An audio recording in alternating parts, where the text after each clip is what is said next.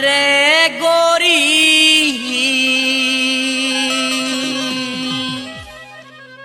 चल मैया जी के द्वार। हाय पिया होरी सुलाता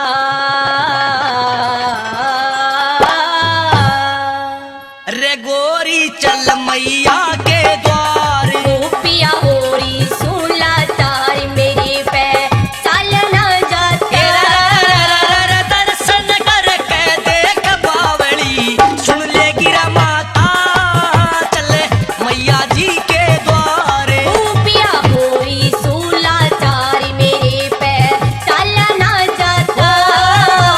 दर्शन करके देख बावली सुन ले गिरा माता चले मैया जी के द्वार।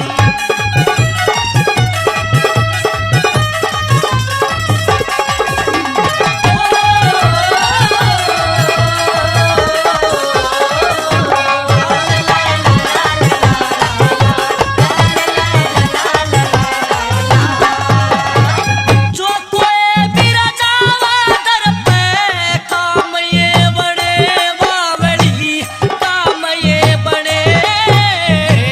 किस किस के दुख दूर करे दुखी होने से घनी पिया ये होने से घनी।